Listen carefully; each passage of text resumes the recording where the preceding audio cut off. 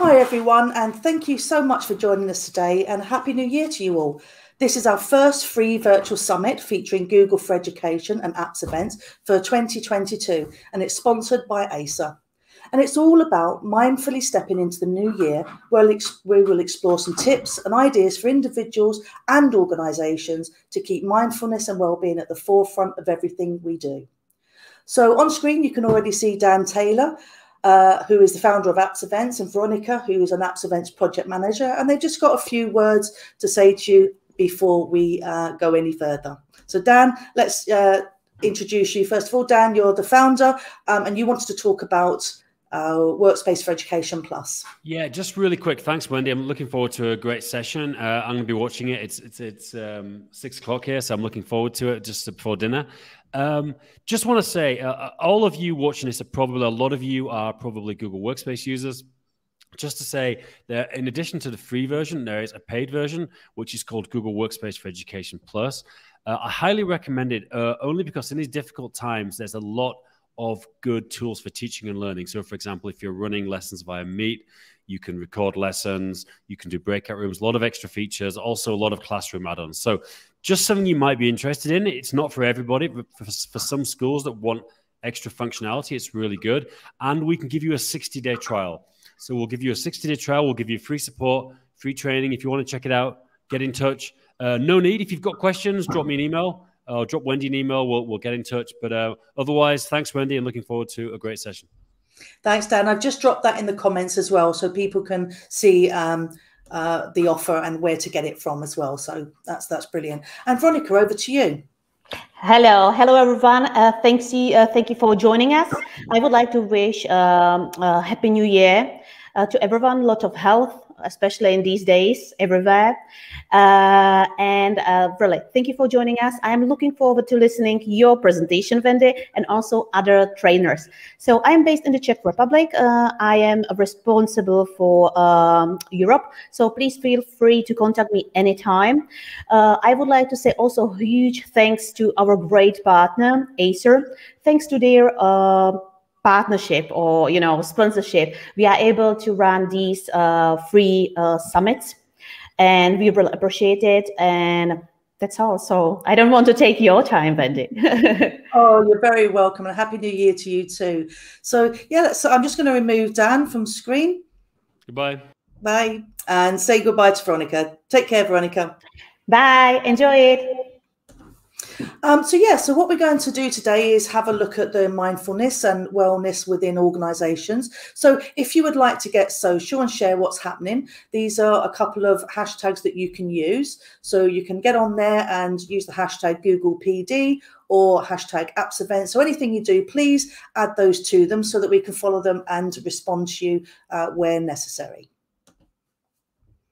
So I will be joined later in the session. They're not here just at this moment, but just before their session starts, I'm going to be joined by two very well-respected digital leaders in education. So we're going to have Georgina Dean, who is a Director of Digital Strategy, and we're going to have Buki Youssef, who's a Senior Leader, a Science Teacher, and a Qualified Coach. So as I say, they'll be joining us, and I'll pop them on screen as their session starts. So we'll welcome them a little bit later in the show.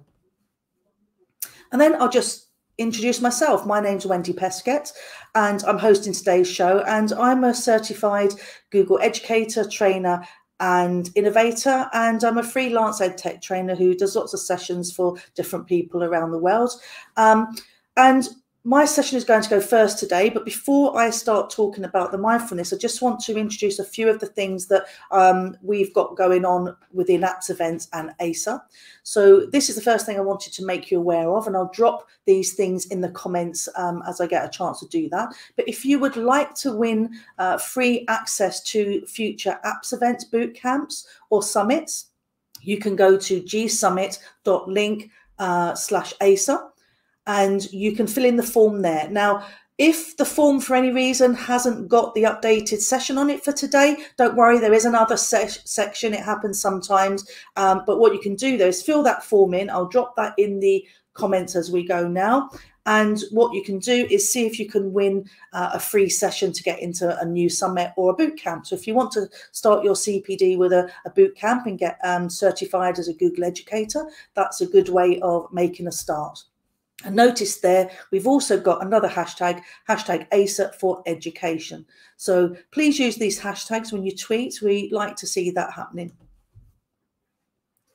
One of the other sessions we've got going with apps events at the moment is a data literacy for schools harnessing the power of data studios. So if you're a school that wants to understand your school's data a little better, or you want to collect and clean data, or you want to create customized data studio reports, and you're not quite sure how, you can contact James at appsevents.com.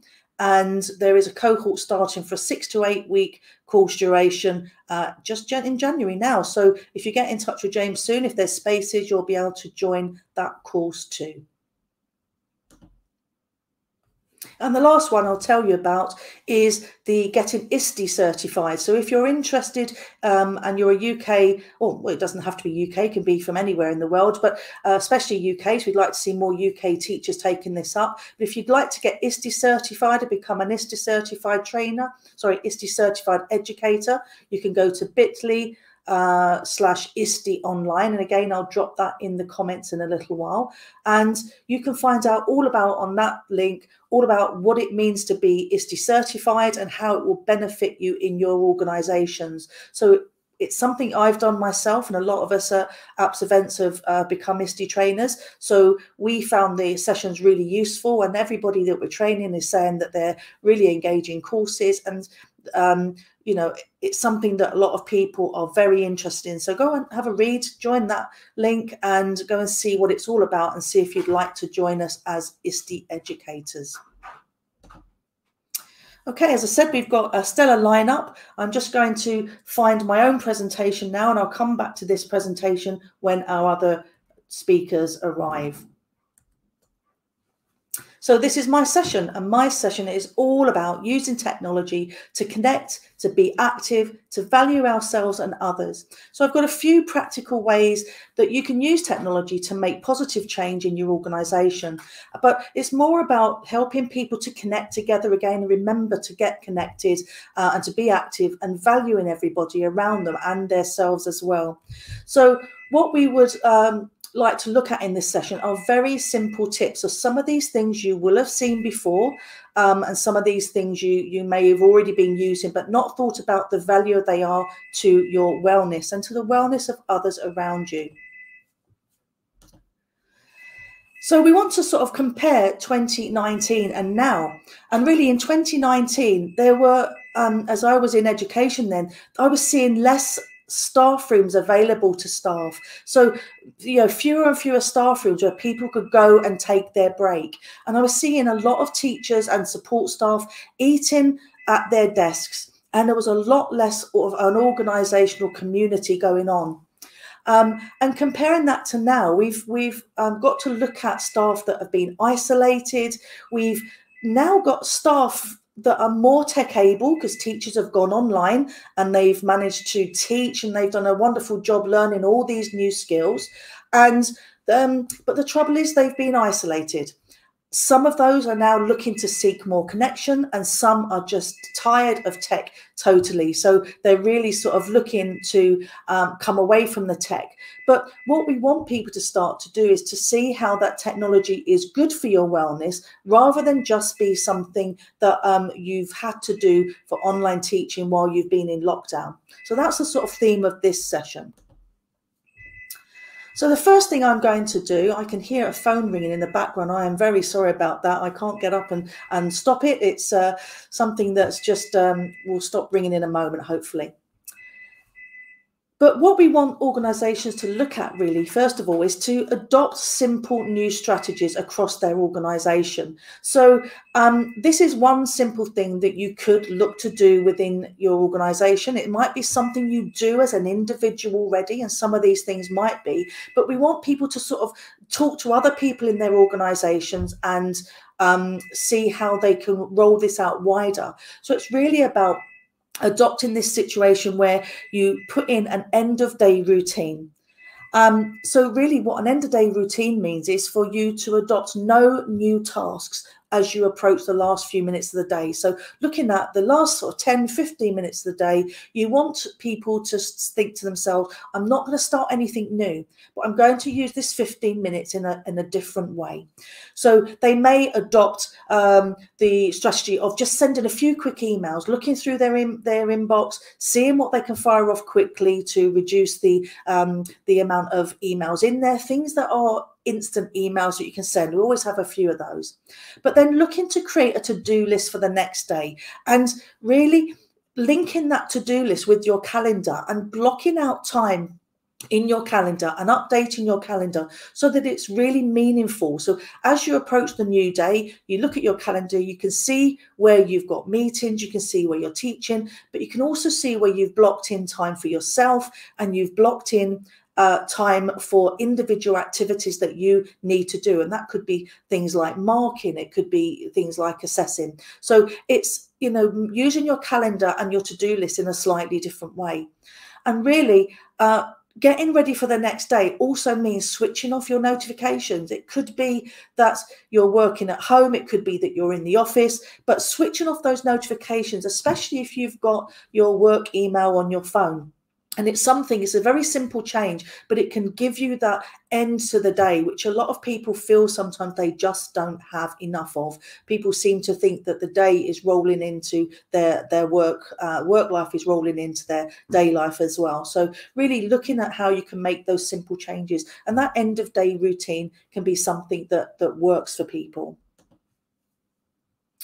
And then two other very simple things here that you can change. And again, this is where I say people might be using this individually, but I've seen a lot of people tweeting already this year about using schedule send and how few emails they've actually received over the Christmas holiday. And that filled my heart with joy, because what I often see is teachers feeling that they've been inundated with emails over the holiday, or, you know, on a Friday night, they'll get lots of emails that they then feel they've got to work on over the weekend.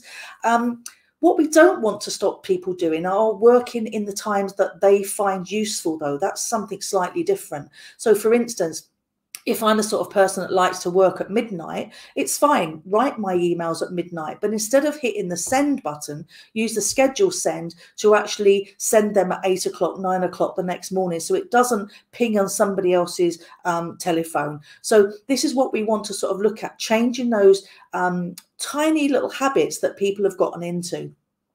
And this works really well for individuals, but if you can get your whole organization involved in this and say, we will not send emails out of work time, you can actually get that schedule send used across the organization really effectively. And I'm already seeing signs of that already.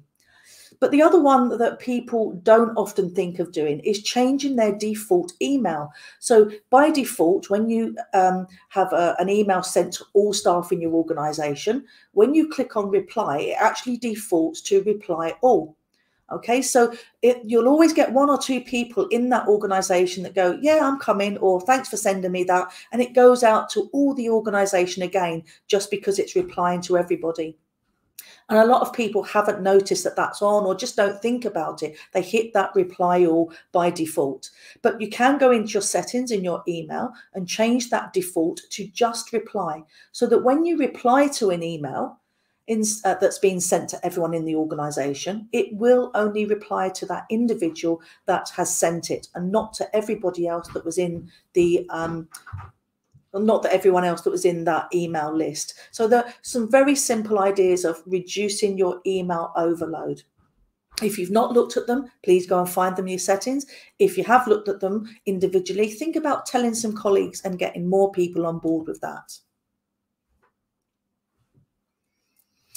Another simple thing you can do to get your staff and use your calendar and get your staff celebrating is to think about how you might use your calendar to create a work anniversary or birthday calendar. So separate from your normal calendar, but it might be that you've got somebody in your main office that could find out when all of the work anniversaries of people are, so that on the day they come in and they've been at their organization a year, 2 years, 5 years, 10 years, as they appear in their inbox, they look in there, they can see that they've actually got an email from the organisation to congratulate them on their work anniversary or their birthday. Obviously, it's got to be opt-in for birthdays. People don't always necessarily want that shared.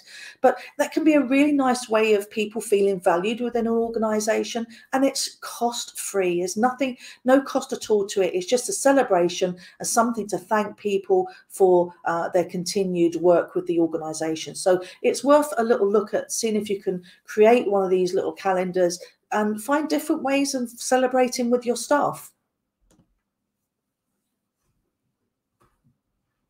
As well as celebrating, you might want to thank and praise people. So there's several different ways you can do this. And again, a lot of people I see doing different versions of this, but you can just go onto Twitter, as I do quite regularly, to thank people publicly for the help they give me.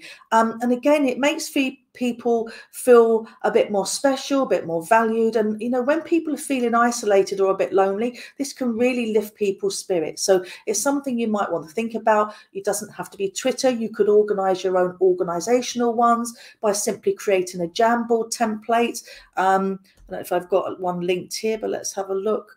We could do things like just a simple thanks one. It doesn't have to be anything fancy, but you can get this for your organisation, and they can actually just start to put messages for each other on there. So very simply, that's something they could do. Or if you're feeling a little bit more adventurous, you could go onto Flipgrid and create a video one. I've seen that used really nicely within organisations, quite often as thanks or for when people are leaving or for they're moving into a new job. And people put on their videos for everybody to see and for the recipient to sort of treasure, to see how valued they are within an organisation. So really making sure that you find ways of thanking people and praising people. And you can find many different ways. I've just given you 3 simple ideas there. And then we want to look at the way people can change different habits that they may have gotten into. So I'm guilty of this myself. Sometimes when I'm working on things, I'm working online, I forget to take that break. And it can be a dangerous habit to get into. So if you can find some apps that can help you to take those breaks, then they can be really useful to help you break habits. So for instance, the Mindful Break, which is a Chrome extension, is full of mindfulness tips that guide you through things like short breathing exercises. It can give you reminders to do things, and it can also be made to be full screen. So what you can see on the corner of my screen just here is an example of what the Mindful Break looks like when it appears on your screen. So this one says, pause for a second before you respond to an email you've received. Do the same thing before you hit send on one you've written. And at the bottom, it says, try a breathing exercise. So if you realize that you're sitting all hunched up at your computer, you've been given a little mindful break by reading this because it's popped up. And you can set when you want these things to pop up. You can ask it to pop up at different points during the day, at different set times, or just at different time periods. And if you're feeling that you need to relax a little bit, you could just try a breathing exercise by clicking on it and following the simple instructions on screen. And then when you finish, you just close that down and it will come back on in the next hour or 2 hours or 20 minutes or whatever you set for it to come back on. So those Mindful Break Chrome extensions be really useful just to make you take that break from the screen and make you look away and think about something else just for a few minutes. And then there's another one here that I really like, which is the Healthy Browsing extension. So this one's slightly different. This one can remind you to blink, to take on water, to stretch, and to look at your posture. So you can see on the right of my screen here, just here, you can see that I've set a blinking reminder for 20 minutes, a water reminder for 45 minutes, a stretch reminder for 90, and a posture reminder for 20 minutes. And I can reset any of those things, and I can play a sound, and I can switch it on and off very simply. But once you've got that extension added, you can just make your own settings up. You can program it for whatever timings you want. And it will just come on screen and it will remind you. It'll just say, stare away, look into the distance for 5 seconds, count to 5, look into the distance. And that's what you do. You just do what it says on screen. You look away from your screen, takes the focus off, makes you feel a little bit healthier. It makes you sort of, stops your eyes from drying up, things like that.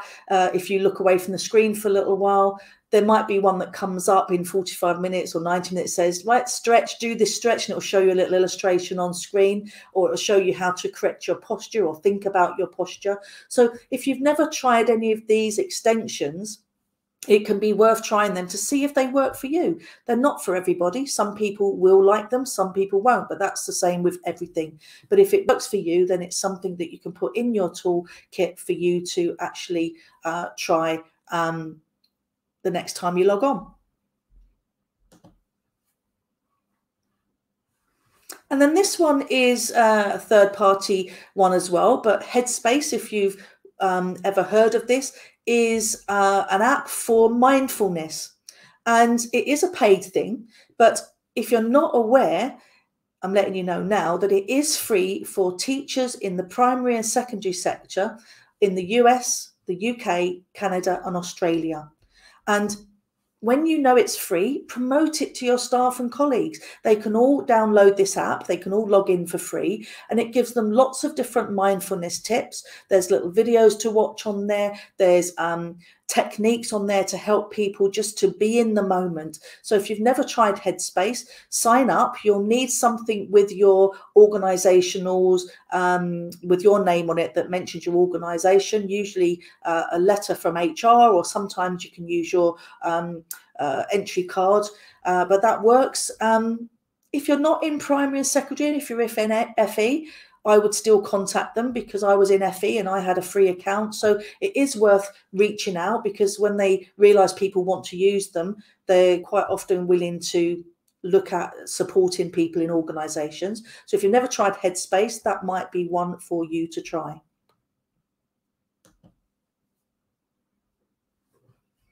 And then what we want to do is, as well as getting people to change habits and be a little bit healthier and think about what they're doing, you can start to build in this collaboration as well. So this podcast pace is something that you can do individually, or something you can actually do on as a group of people. So it's about exercise and education in one. So a podcast pace is simply a walk. It's simply a walk where you listen to some podcasts. Okay, so if you've got some time before work or after work or during your lunchtime, it's about getting out there, not sitting at your desk, not sitting alone at your desk, going out and meeting somebody and actually getting some exercise, getting your heart rate pumping, but also listening to some great educational podcasts. And there's some brilliant ones out there. And if you want to add some competition in, what you can do is you can create a very simple form like this for staff to fill in that tells them to click on a button every time they did a podcast pace. And if you want to find out which the most popular podcasts they're listening to, you can actually put those as the questions as well. But really what you're looking for, if you're adding a competition, is which member of staff has done the most. And if as an organisation you wanted to promote this as something for your staff to do, that's a really simple 3-question form that I've created there to gather that evidence. And you can put a really small prize in. It could be just a healthy lunch in the canteen, or something more elaborate if you choose. But finding ways to celebrate with your staff when they do something that is a little bit more healthy or has made a break from old habits could be something really useful. So I'm just going to have a look on screen just to see if there's been any questions. If you've got any questions, please pop them in the chat and we'll see if we can answer them. Can't see anything at the moment, but while I'm talking, don't forget to fill in your entry for the free seats at the Apps Events boot camps as well. So make sure you fill that form in. It's up on the chat there. Please fill it in, because somebody's got to win. So podcast pace. Another really simple idea about getting your staff to collaborate and thinking about being healthy and eating healthy is creating an organizational recipe book. So this is something that I've seen Edu Twitter Cooks organized by Deputy Groku on Twitter. If you contact him, he's Twitter handle is there. He'll send you the link for the one that's been created for free.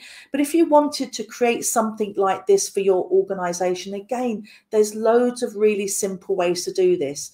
I'll share this link to this slide deck at the end, because I've got some links on here to examples and things that you can copy, but I won't put those all in the chat now. I'll do those at the end of my session. But you can go on to Applied Digital Skills, and that will give you an idea of how you can teach your staff how to use this and to make their own organizational recipe book. And I've also put a link to a Wakelet example as well, where you can build one up collaboratively with staff. But basically what you want staff to do is think about what they're eating, think about sharing that with other staff in the organisation, really having a bit of fun, but at the same time they're using the tech and they're introducing a really resourceful way of using the tech to reach out and talk to other members of staff. So really it's all about that collaboration and also the eating a little bit more healthy. But yeah, take a look at the example that I've shown you on Twitter there, Edu Twitter. Have a look at the Wakelet example when I share the link, and have a look on Applied Digital Skills. That's a new one on the US site that you can access to. And this is one I particularly like, and I think it's one that we often don't look at too much in an organisation. But we know we work next to some great colleagues. We know we've got some great maths teachers and some great English teachers and teachers of all other subjects in our organisation. But what we sometimes forget is the whole host of other skills that those people bring to the table. Now, lots of organisations have less money now than they did in the past for things like not so much wellness, but after school activities, those sorts of things for staff.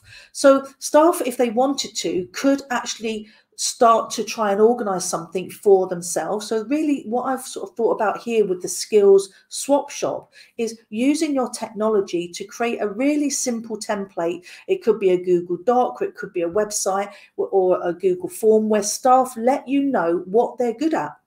So you might have a teacher in your school that's a great yoga teacher, or a florist, or an eBay seller, or someone that makes jewelry or draws or paints or plays bridge or speaks a language. And those staff could pass those skills on to other people in the organisation. Now, if you had a few people in the organisation that were willing to do that, knowing that if they gave a session to somebody, that somebody else would give a different session back to them, you might have a programme that would roll all year long. And those sessions could be in person or remote, and staff would get to know other people within the organisation. Now, if you're in a small school, maybe that's not a problem. But if you're in a multi-site academy or in an FE college where you're over multiple sites, you might not know people on those other sites as well. And this is a great way to connect with them and share some ideas, but also use the technology that you love to create that booking form and to let people know what you're willing to share within the organisation.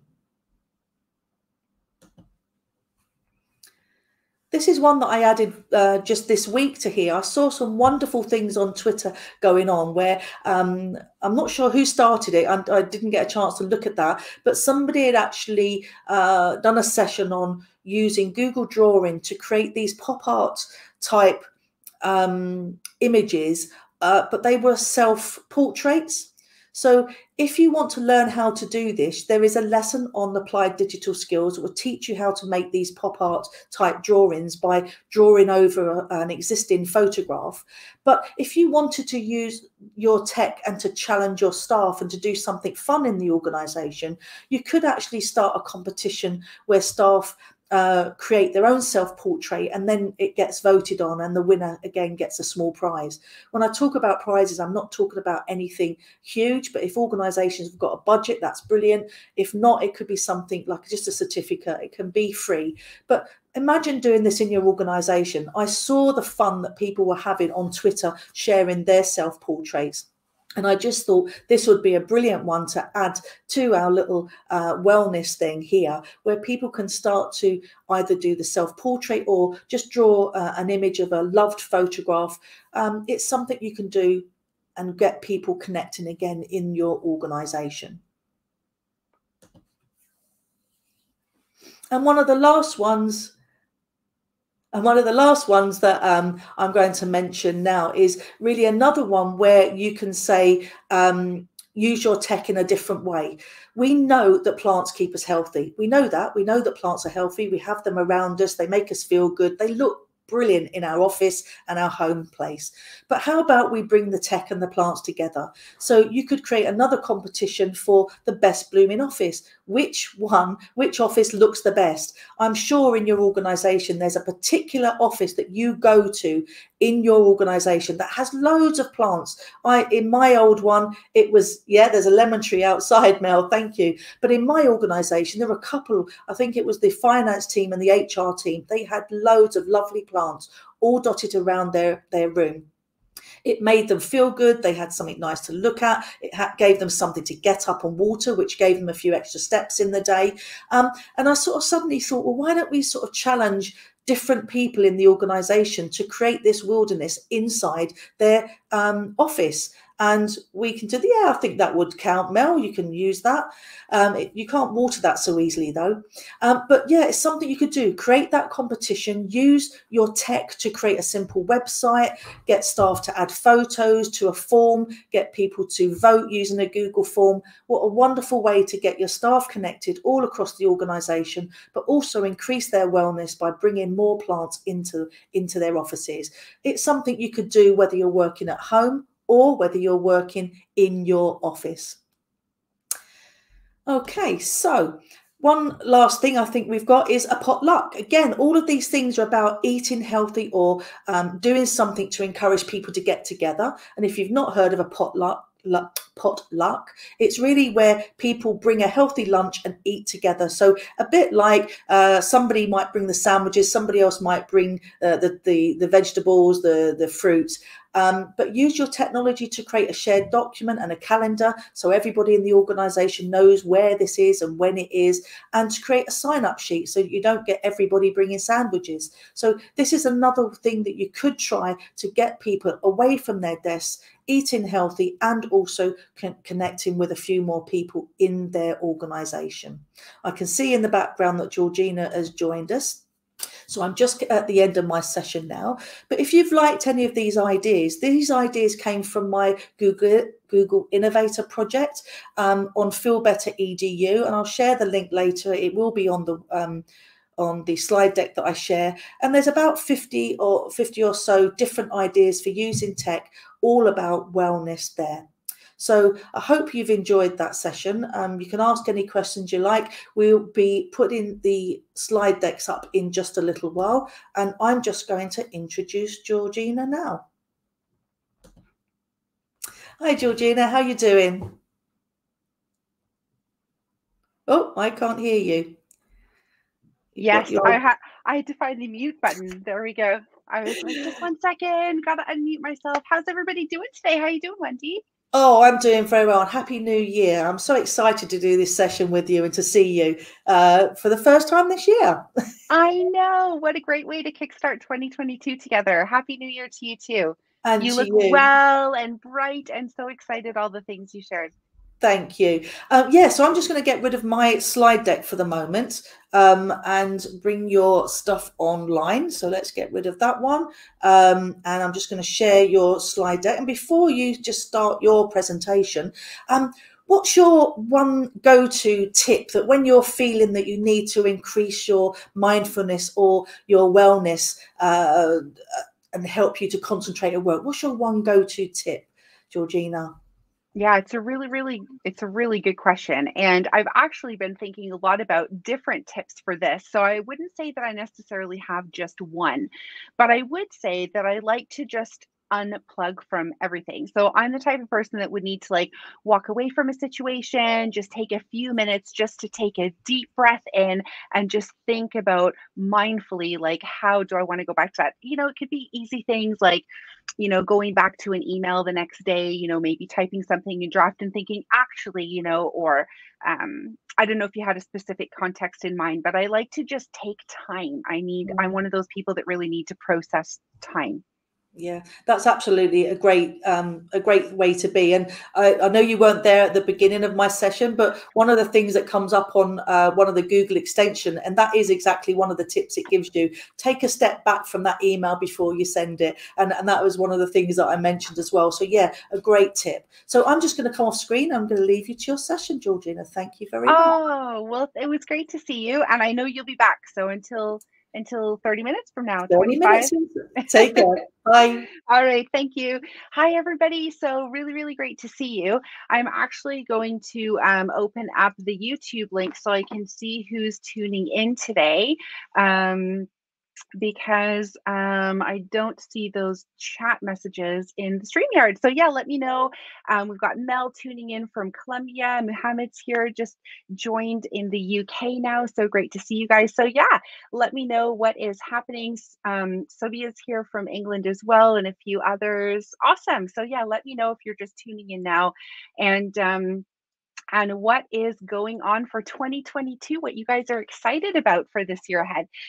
So there's a little bit of information about me. Really, really excited to be with you guys today to talk about how we're really being mindful as we step into 2022.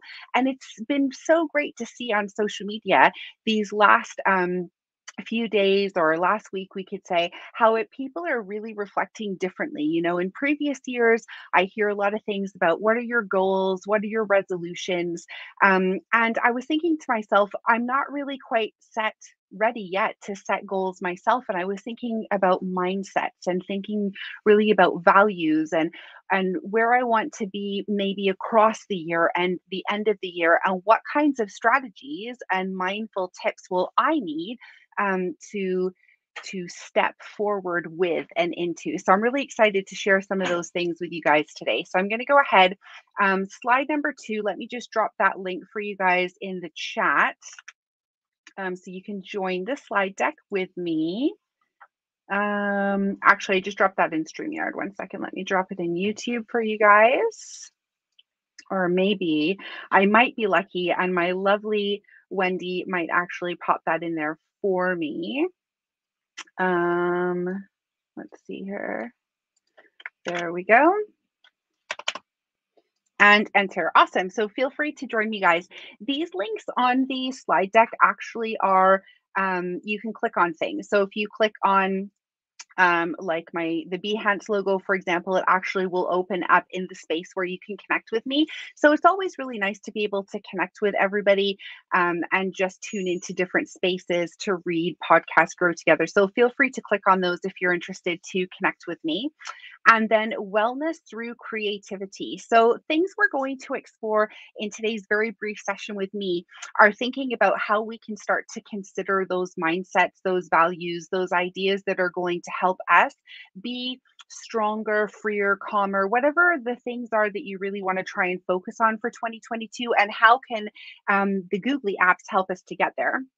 We're going to take a look at the benefits of developing mindfulness through a creativity lens, strategies we can do across education, and then mindful spaces for leaders and educators. And I encourage you guys, some of the things that you're going to see in the slide deck a little bit later on are actually things that I've also found being on Edu, Twitter, and LinkedIn. So you guys as well, if you have any ideas or things that you've seen, feel free to share those in the YouTube chat, guys. Sharing is caring, and that's how we're going to grow together into 2022. Yes, Mel, that is correct. We do have edit access together on my slide deck as always, so we can interact together.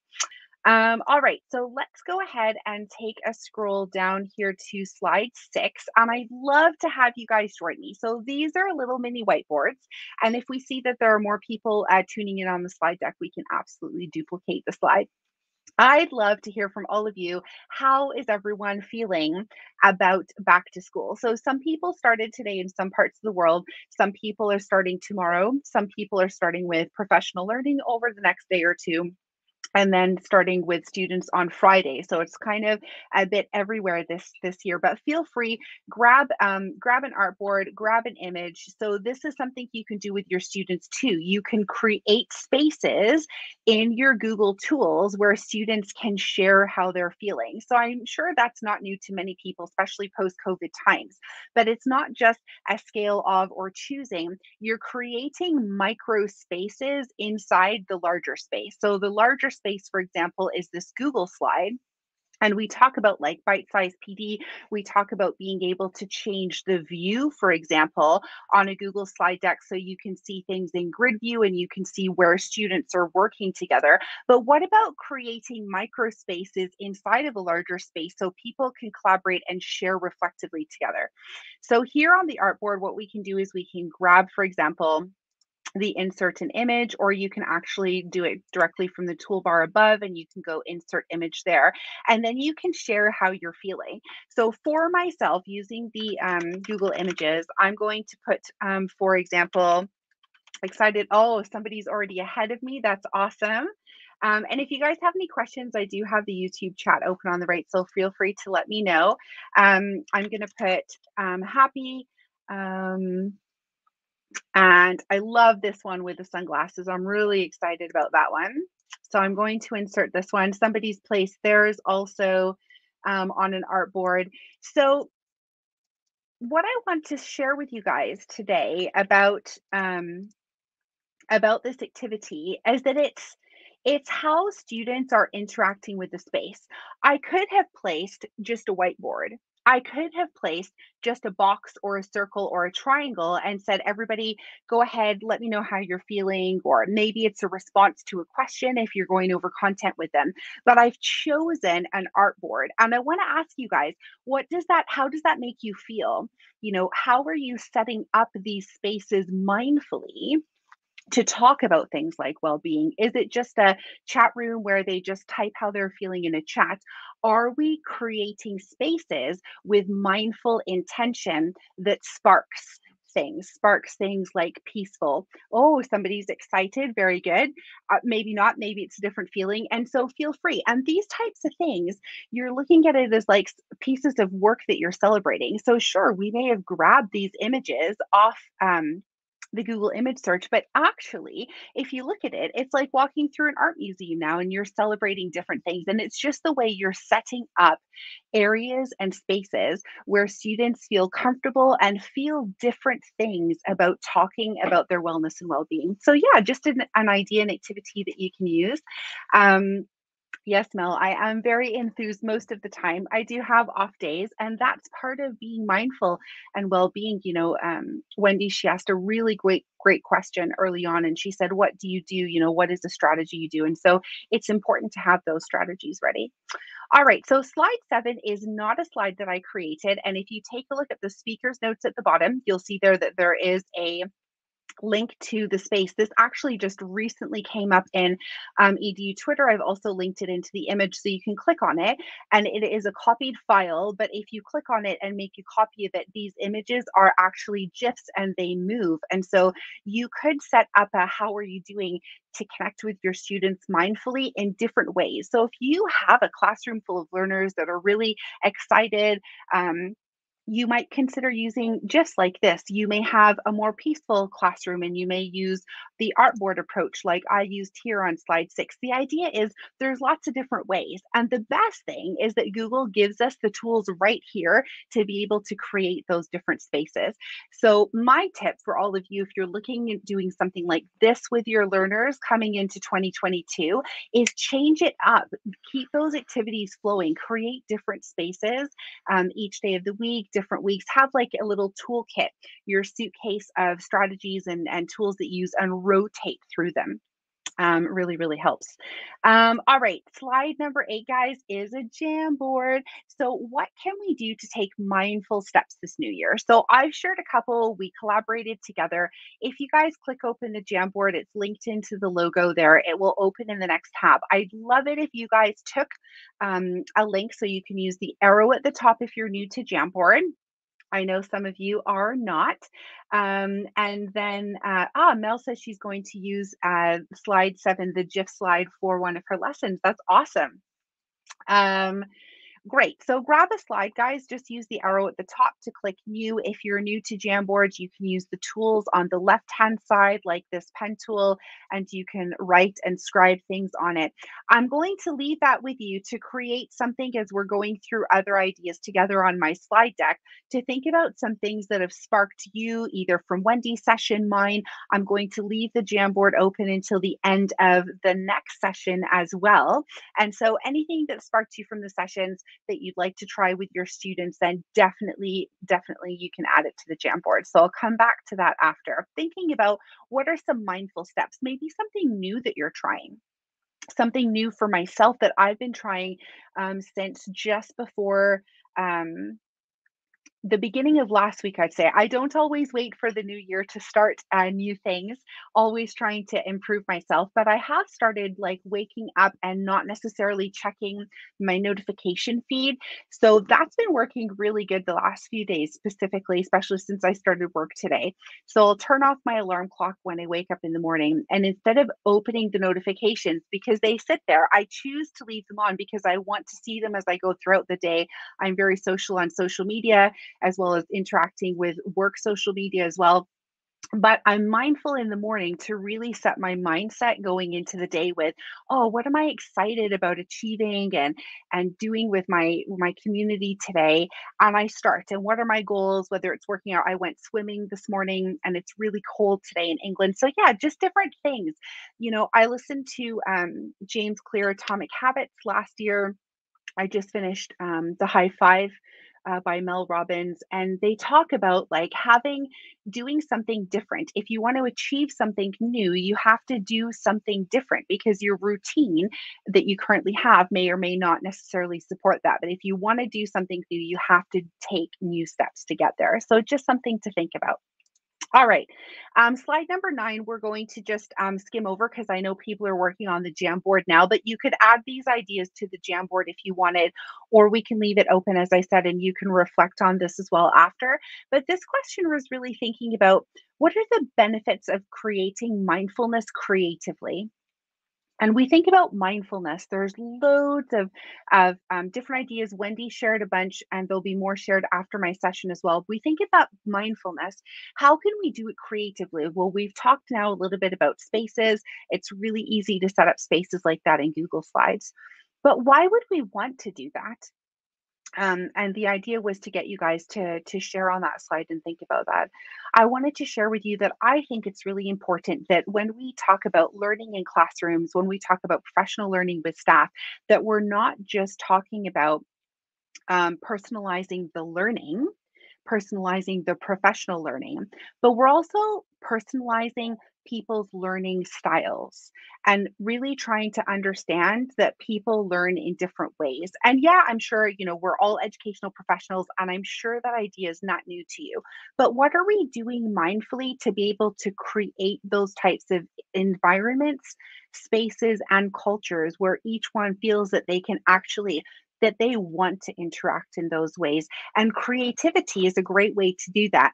You know, just as we illustrated on slide 6 there with the little art boards, what are different ways?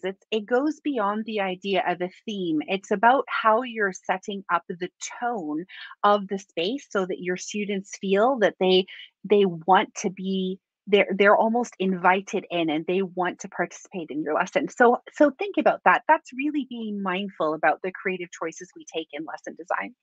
Okay, so a couple of other spaces to share with you guys. The next space is on those strategies. So what strategies can we do? So there's lots of different things. And if you're not new to interacting with myself here in the googly spaces, I know Mel is not, for example, then things like sketchnoting are not going to be new for you. But if you are new, sketchnoting is a great way that you can get creative. And I've shared some spaces. If you click on these images, they all connect with different articles and different education leaders, thought leaders, who talk about why the act of drawing and illustrating is so important. Jen Giffen is another one, and I'm going to drop her Twitter handle into the chat here. she's putting on a sketchnoting workshop that you can sign up for a course. So if you're, shout out to her, her handle is virtual gift.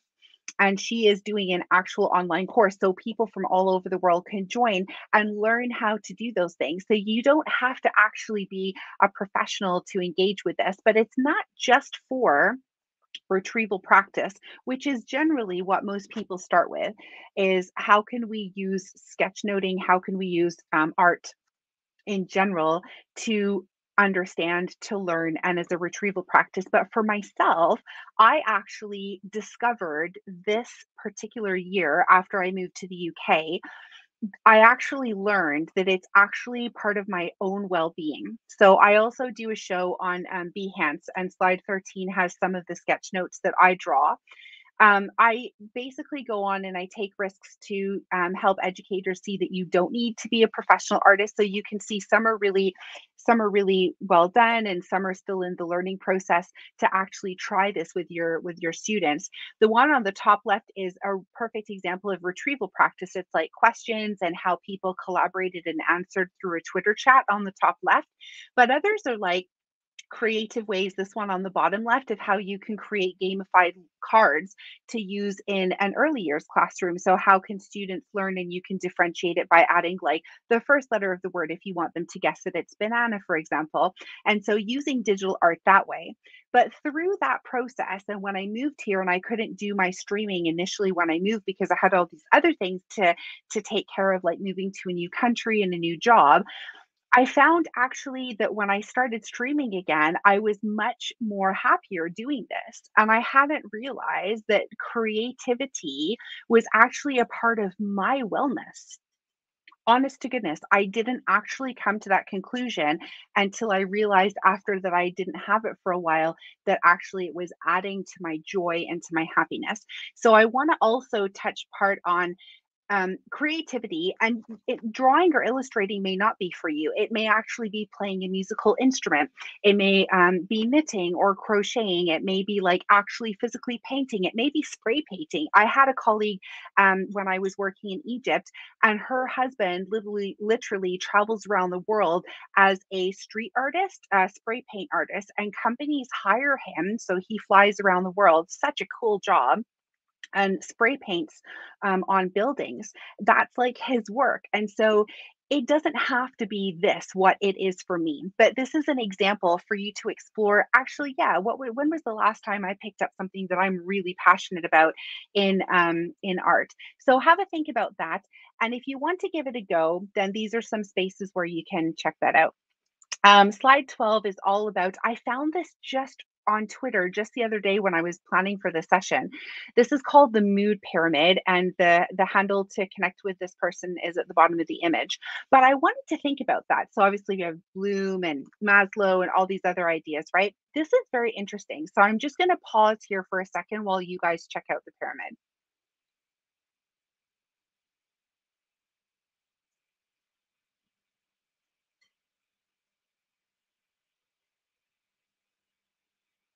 So when we think about the hierarchy of needs, the hierarchy of maybe happiness, the hierarchy of whatever, this is very interesting because they're talking about moods, and they're talking about how recharging actually like the idea here would be that it improves or adds to our serotonin, and our endorphins increases. That's the word I was looking for. And so how much of what we're putting in, what I would love to see, and what I suggest to you guys, is to take the pyramid. You can use this one as an example if you want with your educators, if you're a coach or a leader, or with your students in the classroom, and then give them a blank template and say, right, what do you need for your pyramid? Because everybody is coming into 2022 at a different part of the pyramid.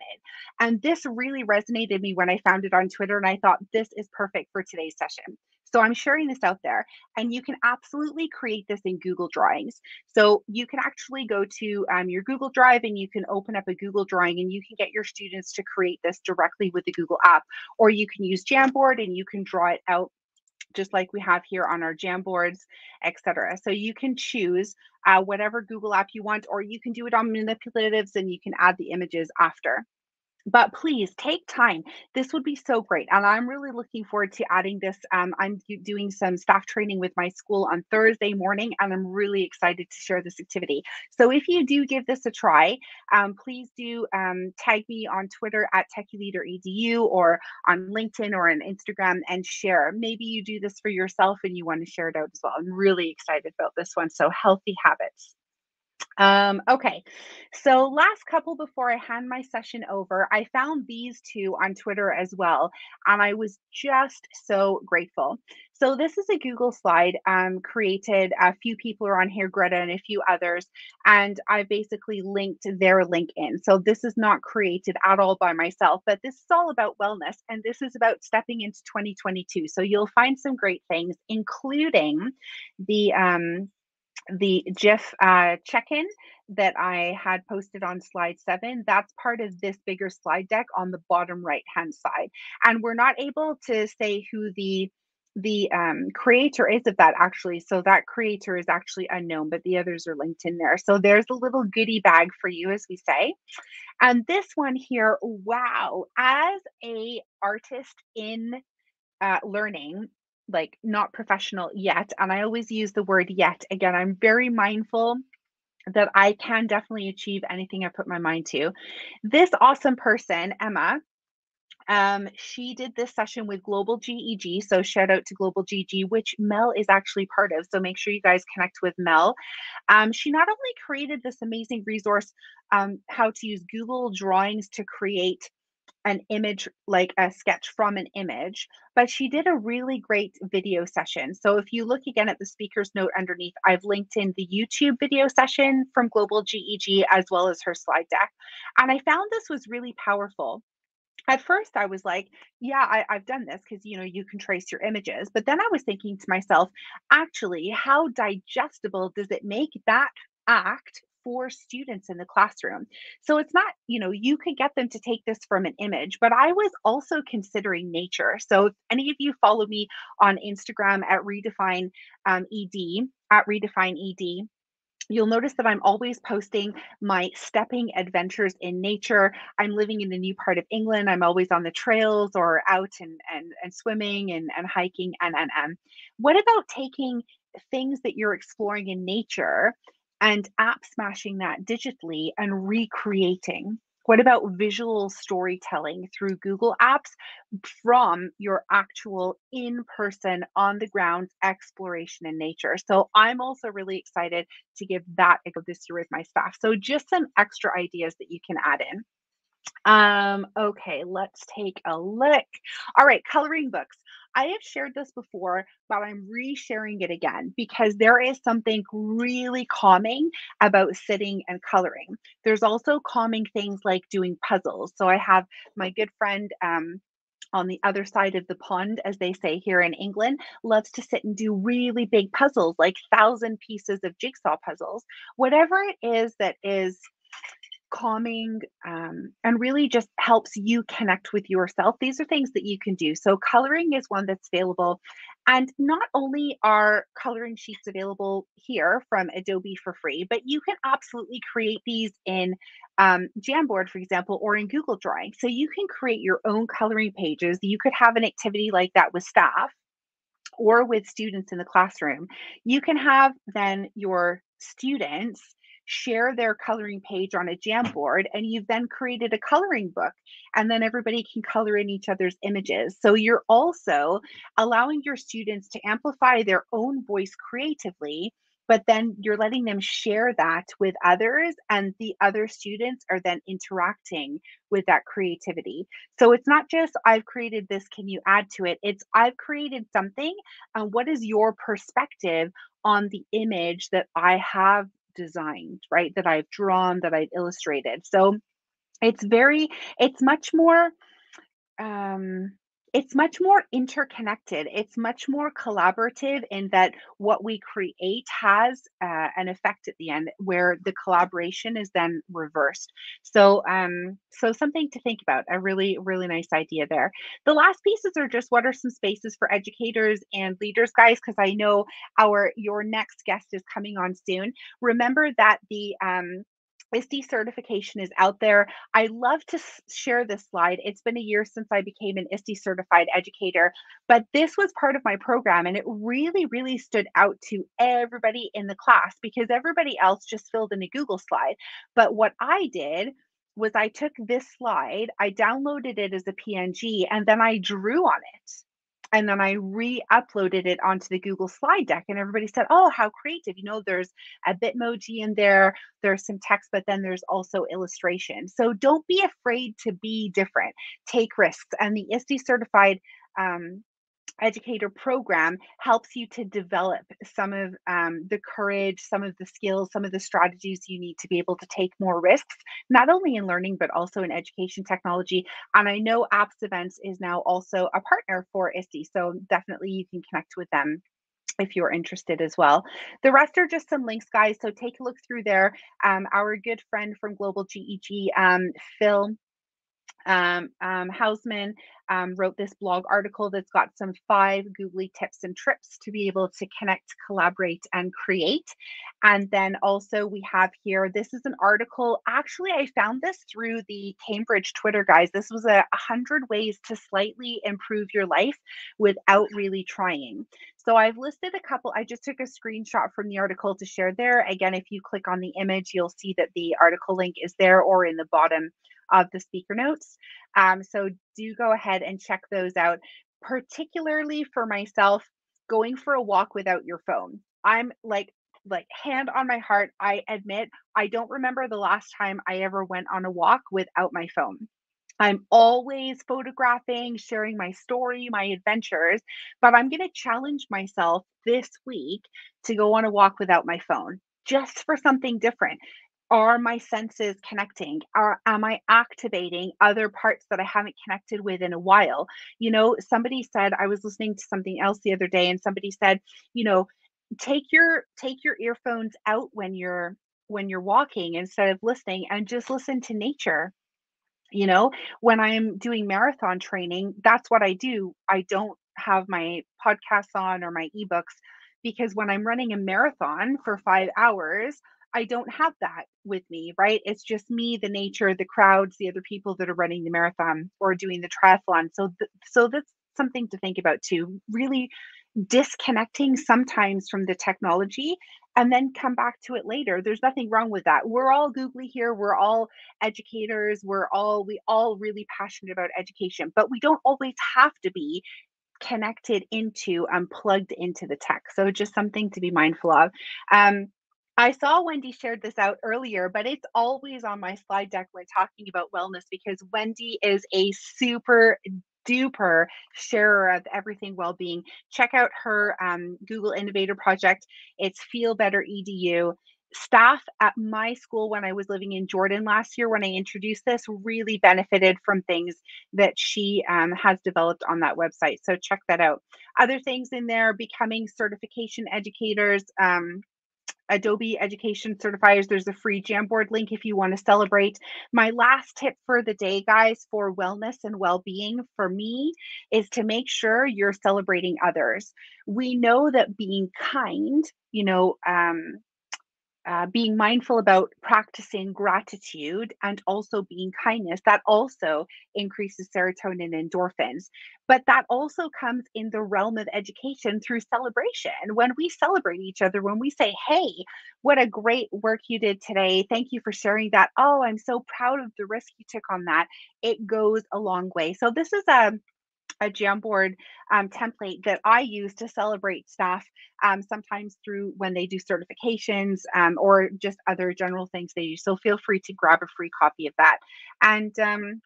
And that's it for me, guys. I left a sharing is caring at the bottom, little challenge. So if you do want to share anything that you have created from anything that sparked from today's session, then please do share it out.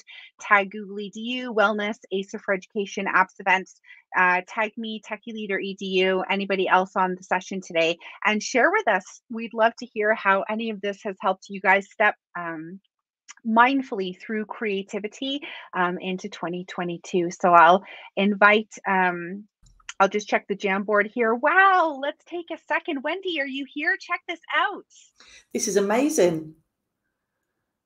How cool is that, right? It's really nice. Absolutely lovely. There is so much there in that session. And thank you so much, Georgina. Wonderful creative ideas. And as you said, I love the pyramid because everybody will have their own mix of what is working for them, what works as in keeping them well. But essentially, you need a bit of everything on there. You need a bit of all of those things to be a rounded person and to be truly happy and healthy. In different mixes. Some people will want more fun and less time to recharge, and others will need the opposite. But I just think that's a wonderful visual there. And if you look, as you mentioned, the Feel Better EDU, actually all of those things are different categories within it as well. We're all looking at the same sort of pyramid and working on it. I thought that was wonderful. Really brilliant session. Now, I'm going to ask you a question. Sure. I missed it again when you said it. Who created the self-portraits? So the self-portraits is Emma. I don't remember her last name. I thought you said it was Mel. See, my brain, I'm even watching and I'm missing things. So it wasn't Mel. Sorry, Mel. It's me saying it's Mel. She's getting all confused with me. But I saw these going around on Twitter, and I thought they were absolutely wonderful, these. And I missed the session. And every so often you see a session, you think, why didn't I see that and attend it? I really want to see that. So if you've got if there is a link to it, I'd love to see it somewhere. Is there one on the, is that the excellent. I'm going to go and have a look at that myself because I thought that was wonderful. And they called it virtual paint night, and I think I also put it in the click to watch the replay. So it's probably my fault. I might have mentioned Mel just because she's so awesome at amplifying everybody and celebrating others. So she's been promoting this session a lot too. And I heard her name and I was doing something and I thought it was Mel. So apologies, Mel, there. But it was that looks like a wonderful session. There's so many people engaged with that session. And it was fantastic to see the brilliant results that people got from it. So I thought, this and where I took it for the Feel Better EDU site was to think about how this could become a little competition in-house to get staff being creative and become a little competition. Everyone could create their self-portrait or create a Google drawing of a photograph that they love and vote on it so that who's done the best one in people's So absolutely, really loved this session. Really brilliant portraits came from this. So I'm just waiting for our last speaker to come. Well, do we have an extra minute, Wendy? I have something else I'd like to share. If you want to. Yeah, absolutely. Awesome. So let's take a look here. Mel's dropping some. You could stay, Wendy. That's cool. We can do this together. Mel's dropping some Twitter handles in the YouTube chat of some people that participated in the Google drawing session. But I now wanted to take a minute to come over here to the Jamboard where Mel has shared her creativity and wellness ideas. Mel, I want to thank you for taking the time to interact because there's also some important takeaways that others can take from this share that you've done. So number one, Mel shared things that inspired her, which was really great, and she shared others. Again, always amplifying everybody. She's also shared on the left-hand side here a Twitter post by Claudio Zavala, who's an Adobe education leader, but also a Spark evangelist, which is now called Adobe Express It. And he started this cool thread, which you've probably seen, Wendy, is people being creative in telling their story through powerful words, either who they are. And, teachers could also take that as other things, like they can use that in content, right? Describe the stages of plant growth, for example, and list them down the left on their favorite plant. But this is really, really particular because it's really about you. And I just think coming back into 2022, there's two things, my tip for you guys anyway, for myself, is there's two things to connect with. One, reconnect with yourself so you are aware of where you were at coming into the new spring term. And number two is connect with others. And a way we can do that, again, as we shared in the session, is creatively. So check out that session. Mel's going to probably drop some more links in the YouTube chat, but definitely there are templates in Adobe Express It, and you can absolutely do that activity with staff. So Wendy, I really liked what you said about gamifying it. This one is what I'm going to be gamifying with staff on Thursday. So we'll see how that goes. And then also making sure we see people extend their comfort zones, take risks. So yeah, I really appreciated your shares there, Mel. Thank you. I think our next guest is arrived now. Is that right, Wendy? Or no, not yet? still. Oh, yes, I can see. There we are. There's Bookie just coming in there. So I'll just say thank you to you, Georgina. A wonderfully creative session as usual. So I'm really happy to see all those ideas. And, you know, it's great when we see everybody amplifying everybody else, because you see these wonderful things popping up. And we'd miss that if people didn't start sharing them. So absolutely wonderful, wonderful ideas. So you've shared your link with everyone, so that's brilliant. So I'm just going to bring Bookie in now, and we'll say goodbye to you, Georgina. Yes. Take care. Happy New Year. Have a great year. We'll connect soon, Wendy. Take care. Bye. Bye. So we're just bringing Bookie in. I'm just going to remove Georgina. Bookie, how are you doing? Happy New Year. Happy New Year. As always, wrong links. I was there, you know, before 6 o'clock thinking, I saw. Why am I not being brought in? That is me in tech. But yeah, great to be here. Lovely to see you, Wendy. I loved your session. I fell in love with Georgina's session as well as a creative. Yeah. Wow, how totally resonates, doesn't it? Absolutely, absolutely. So yes, I'm looking forward to delivering my session as well. Absolutely brilliant. Yeah, no, this been a nice session. It's nice just to see people's faces again. You know, I've been sort of in the background for a little bit, so I haven't actually done many sort of sessions other than internal stuff for a little while. So it's really lovely to see people again. Have you got a presentation to share with us? I do indeed. So let me just share my screen. So I asked Georgina this. So while you're getting yourself organised, have you got one go-to thing that when you're having a bad day, you think, right, I really need to do this? That helps you to be mindful or to sort of lift your mood. What's your thing? What I do is there is a lovely I suppose playing field type park near to where I live. If I'm really feeling stressed out, I just walk. And just being in nature, being, hearing nature. I know Georgina mentioned about taking time to hear nature. It just puts you in a really good place, and it calms my mind. And it just always makes me feel as though hopeful, optimistic. I don't feel as weighed down with any of the situations. So that's my number one go-to. In fact, that's what I did on New Year's Day. I decided, you know what, start off on a positive note, and that's what I did. So yeah. Absolutely. I mean, mine is swimming. So similar thing. It's not so easy to go swimming sometimes because you've got to really, you can't just walk out the door. You've got to go somewhere and do it. But I went swimming New Year's Day and absolutely loved it. And the way I sort of use my tech with that, I do get away from the tech. It's lovely. You can't take anything in the pool with you. You can, but I don't.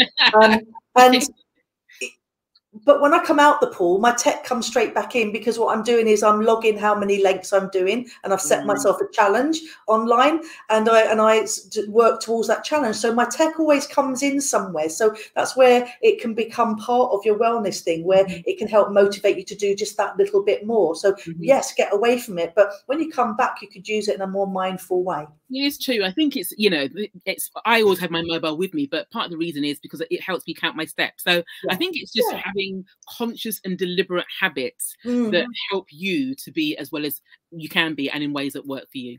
Absolutely. I'm just going to add your slide deck now. So that's it. That's better. So I'm just going to go into the background. Bookie Youssef, a digital leader, senior leader, science teacher, and certified coach. You can introduce yourself and tell everyone where you work. Take care. Enjoy your session. Okay, thank you so much. Thank you, everyone. Happy New Year. And thank you, Wendy, for introducing me. So Bookie Youssef, as it says here, senior leader, science teacher, coach. What it doesn't add is the fact that I'm an EdTech advocate. I've been an EdTech leader for a number of years, and I'm an ambassador for lots of different organizations, including Global EdTech. I'm a national leader for Women EdTech. So basically anything to do with tech and wellness and well-being, I love. So my session is going to be covering 3 different aspects, getting us to think about how we can use technology to make positive changes in our organizations. And particularly, I'm looking at it from a strategic, I suppose, leadership perspective, having been a senior leader for a number of years. That's always my reference point. But looking at how we can actually use tech to make staff feel connected, efficient, and to stay on top of their workload. Now, the Education Support is a UK-based organisation that helps and supports the mental health and well-being of educators, teachers, school leaders, senior leaders.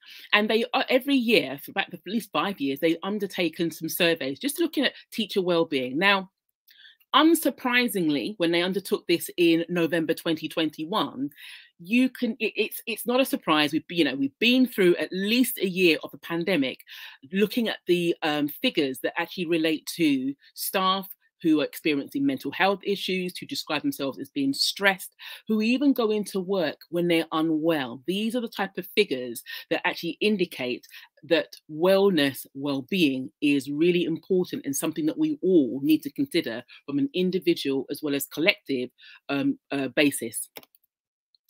But before we do that, before we actually go into this, there's an important question. Now, my animations are out of sync, but there are 3 questions I want to pose. What does well-being mean to you? What does well-being mean to your organization? What does well-being mean to the staff? Now, the reason I pose that is the fact that well-being can often mean different things to different people. And you could be working in a setup in an organization where the senior leaders may have decided to think, like we want to actually address the well-being, but unless there's a conversation and there's audit to find out, well, what does it mean to staff and what particularly works in that particular instance? So for example, Georgina mentioned about the creative aspects and the drawing, which I thought was such a powerful way of mindfulness, but that may not resonate with others. And that's okay. It's about looking at collectively what works for our staff and therefore putting systems and things in place. And there can be audits that are undertaken to do this so that you actually find out information.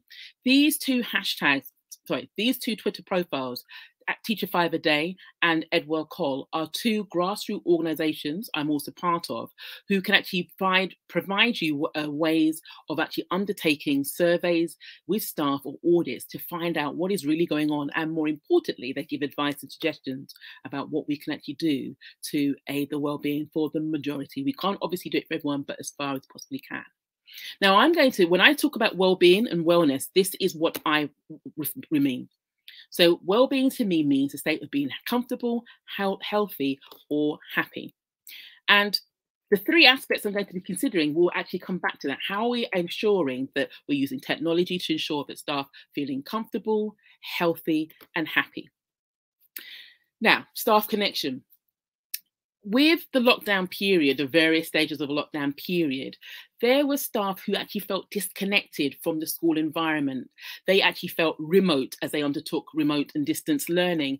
And that was simply because of the fact that there were very few people, particularly senior leaders, that actually got in touch, even merely just to ask, how are you? Now, they may have fired off emails, and we've got hundreds of emails, but an email isn't always necessarily the best way of actually connecting with staff, just to find out how they are and look at things in that perspective. Now, what we need to consider, and more importantly, pre-pandemic, is the fact that you would have part-time staff, you might have staff who are working on a flexible basis, who would also feel disconnected as well, because they may not be present when there are insets taking place. The insets may be taking place when they are not on site. It might be their day off, or there are meetings that are taking place and there are agreed actions that they're not actually part of, and they're basically out of the loop. So staff connection, I think, is a really important aspect to consider. We've got lots of examples, social media flooded with lots of examples of staff that connected with the different platforms, Teams, Zoom, Google Meets, and looking at different ways of having connections. What I think is really important is looking at the informal as well as formal ways of connecting with staff and looking at what you already use. So if I use my school as an example, we use I'm obsessed with Twitter. We use WhatsApp to ensure that we had informal connections, and nothing about school was actually based, but it was actually just a touching base. How are you? How are things? How are your family? We shared some of the meals. Wendy spoke in her session about having meals and things like that. So we had competitions about meals. We had competitions about who grew the highest sunflower, because it was something just to keep us all connected. No matter which particular platform it is, I think it's really important to think about it and ensuring that staff can actually be connected. The communication channels are open through the informal ways as well as the more formal ways, and not making assumptions about who is actually being kept in the loop. And we can actually connect in various ways: morning briefing, staff updates, whole school training, even line management. I was actually paid by a teaching alliance to actually undertake some coaching and mentoring for staff who are wanting to actually continue with their professional development on a one-to-one basis. And it was a very powerful and advocating way to actually feel connected with staff. We can actually do things in a more informal but fun way, as Wendy had actually mentioned. So in my school, we use Kahoot. We also use Zoom to play games and things like that. But it's actually finding out about what would help your staff feel connected and having those conversations. Assumptions do not work. Surveys or audits have those conversations. When we talk about efficiency, again, it can mean different things to different people, but it's about your workflow. There are too many instances where staff are doing one thing in one particular format and then another way and another way. Triplicates doesn't make sense. But when we think about efficiency, the question I ask is this: what can be automated? What can you actually put systems and processes in that will help to streamline processes, actually allow staff to work efficiently, so that they actually spend less time on work and more time for things that make them feel happy, that make them feel comfortable, that make them feel healthy, and more importantly, avoid duplications. And I'm going to come and share some particular suggestions. Effectively using software. Now, I've had a bugbear for many years, pre, during, and possibly even post the pandemic, about looking at what we have. There is a lot, in my school we use Google, some may actually use Microsoft, doesn't matter which particular platform you use, but it's ensuring that there's CPD that enables staff to use the software that's already in place, that has been in place for a long time, as well as possible. And I'm going to give you a number of examples. So we could actually use Excel to create mail merge. And that is a way of actually creating a format, creating templates where you can actually give feedback in a fraction of a time. Now, it is front loaded, and by that, it does require you to invest a little bit of time to set those particular systems up. But once you've got it in place, you can actually fire off feedback in a typed way that highlights what the students have actually done well and what they need to focus upon in an easy manner, which can be shared either face-to-face or remotely. Document collaboration, Google Docs, Word. Now what we have are the opportunities in meetings to all be working on the same document, so we can actually add our comments, give feedback in real time. It avoids the need for photocopying. Can you imagine the number of times we've actually had fights with the photocopier trying to get those particular agenda items out? It also avoids the need for having lots of duplications where you've got, what version is it we're meant to be looking at? Or maybe, things actually go missing and things. Having that streamlines things so that discussions take place in a meeting and it can be easily shared in a link. PowerPoint hyperlinks. The number of times, and obviously the pandemic, one positive, it actually enabled us to sharpen and improve our technological skills. But the number of times in which you have a PowerPoint with a hyperlink maybe to a video that would actually help enhance the learning, and the teacher comes out of the PowerPoint to go into another website to streamline the processes. And I'm sure these are not something that are new to many of you, but it's actually thinking about how can we work more smartly to actually reduce time on things and claw it back. Tech shortcuts. Now, I have used shortcuts for years, and I'm actually deliberately sharing an older version of Word just to highlight two things. One, these tech shortcuts have been around for a long time. For example, Control A to select everything on the screen, Control S to save, Control W to close whatever document you're actually looking at, and so on and so forth. And once you've learned that within one particular platform, for example, I learned it in Word and the Microsoft suite of things, you can use those same shortcuts in different platforms. So I've just shared an outline of iPad, but rather than using maybe Control A, you use Command A, but the shortcuts are very much, are very similar. And this, using shortcuts, can sometimes save time. You know what the situation is like? You may literally have, maybe like a minute to actually adapt something. And it can be quite painful to watch someone slowly go through different processes. Shortcuts can be a way of streamlining things and actually moving things on really quickly. Email templates. Now, are there particular emails that you send out on a regular basis? It might be emails that you send to the whole school or a department, or maybe individual teachers that you might line manage or support with particular things that you repeat. Email templates in Gmail is an example where you can actually create a bank of these templates that will save you time. So it helps you preempt and actually predict some of the things that you're going to do. And as soon as you get, say, for example, a message, you just personalize it by adding the person's name to it. The bulk of the email is already created and you can actually fire it off straight away. So there are lots of different ways in which we can actually be more efficient and aid and enhance our workflow. Now, there are opportunities and free opportunities to be trained in terms of using Google, Microsoft, Apple more effectively, whatever works for you on an individual basis or for your organization. And that, believe it or not, can enhance a sense of well-being, because being confident and competent and doing your work well will also enhance our sense of well-being.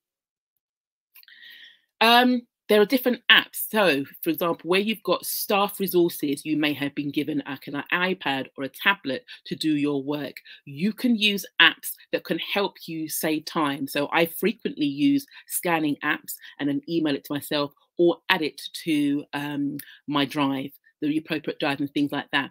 Being mindful of not actually having student data and things like that. I'm always careful about the GDPR aspects, but these can be ways in which you can actually just save things and share it across multiple devices at literally the click of a button.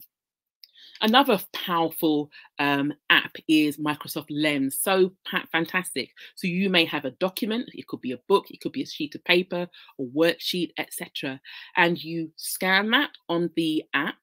But the beauty of it is that it allows you to actually save it and capture it in different ways. You could save it as an image, as a JPEG. You could actually save it as a PDF document. You could even save it as a document that you can actually work upon and improve and enhance in different ways. So one simple app allows you to create resources in various different ways. Now, have you ever been in a situation where you've been given data, but it only exists as a sheet of paper?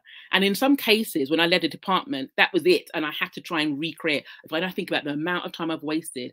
Now, this particular feature, insert data from picture feature in the Excel mobile app, allows you literally to take a photograph, scan the data you've actually got on the sheet, and it allows you to create an Excel spreadsheet from that, which you can then work on. So there are so many different ways.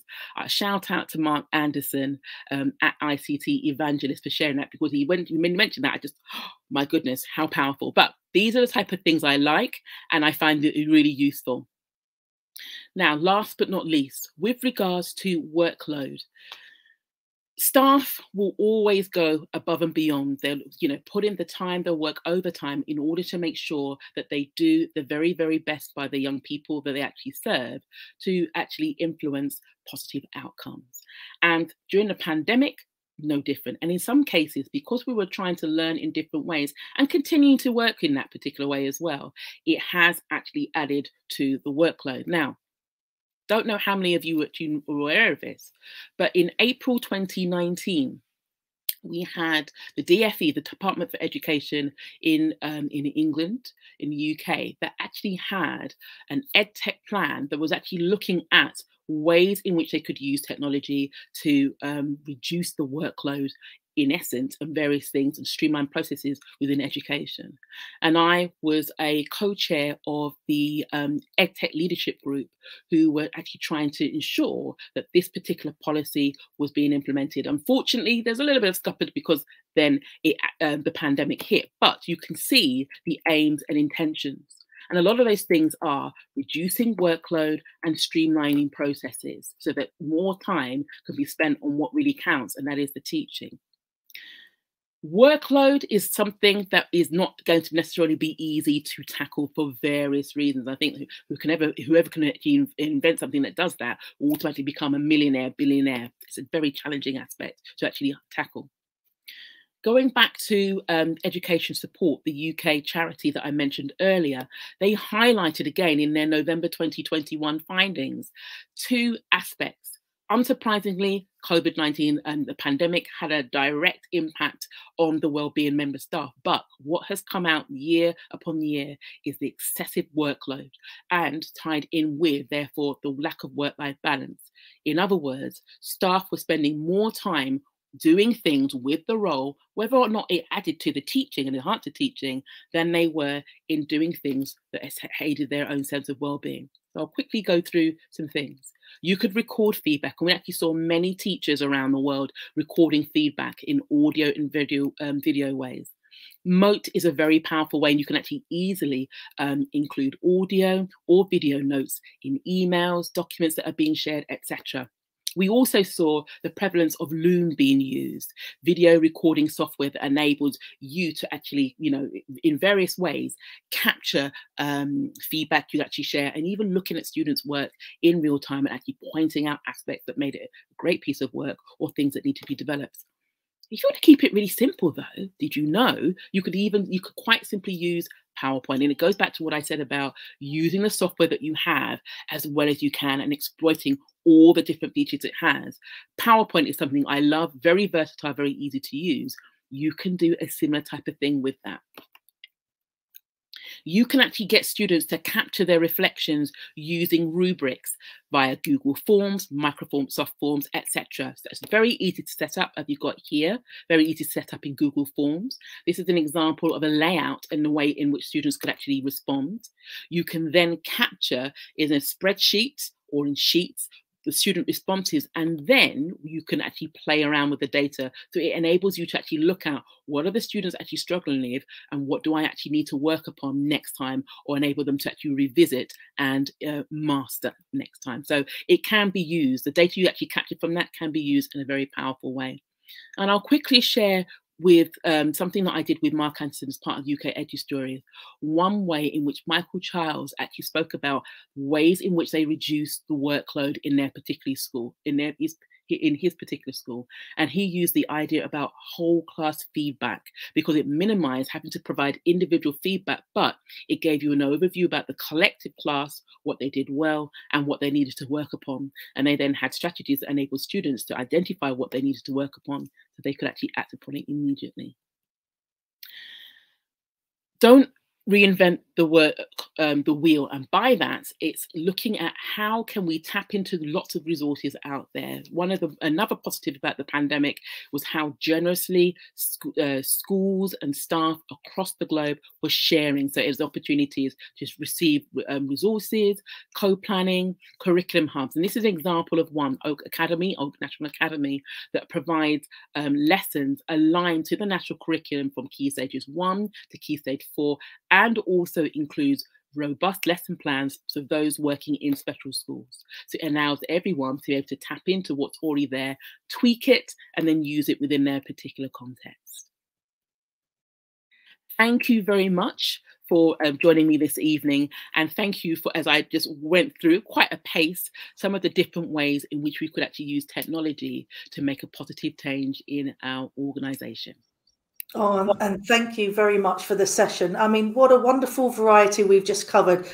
Georgina's not there. I was going to bring her in, she's not there. But we've gone through strategy, we've looked at the creative side, and we've looked at some simple ideas for organisations and individuals to change habits. So if we can take bits out of all of those sessions, there's some wonderful things to take forward there.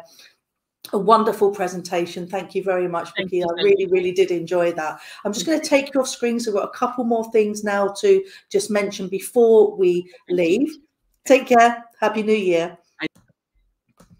And just want to mention, because this was sponsored by ASA, I just want to mention the ASA Chromebook range so that people are aware of that. just the fact that they've got rear and well-facing cameras, they've got the 360 form factors, they're ruggedized, so they're very, very resistant to being dropped, and heat, humidity and rain resistant. So a few things just to whiz through before we get to the end. If you want to ask any questions of ACER, you can contact acerforeducation.emea@acer.com. On this screen you can see it here, and they will answer your questions. You can ask, give comments to them, or possibly even trial units. So it's really worth getting in touch with the team there. There's also the International Schools Podcast.com on YouTube. So if you're interested and you work in an international school, this might be something for you. So please go ahead and follow and subscribe to that YouTube channel. And also, this was something I mentioned earlier in the session. Please go and fill in this form, gsummit.link/ACER. You could win yourself a free seat at any future boot camp or summit from Apps Events. If the form hasn't been updated, just in case it hasn't, you can just choose other as the selection and just fill it in anyway. Somebody's got to win. So if only a few people fill it in, the more chance you've got of doing that. So please, please, please go ahead and fill that in when you can. And just to wrap it up now, I just want to say a huge, huge thank you to Georgina Dean, Techie Leader EDU, and Bookie Youssef, Rondell 10_B, for such a variety of content that they've given us in this webinar. And I'm sure we're going to see them both again very, very soon. So I'm just going to leave this on screen just for a little while. I'll answer any questions and pick up any bits at the end. But I'd like to say Happy New Year again. Take care, everyone. Bye.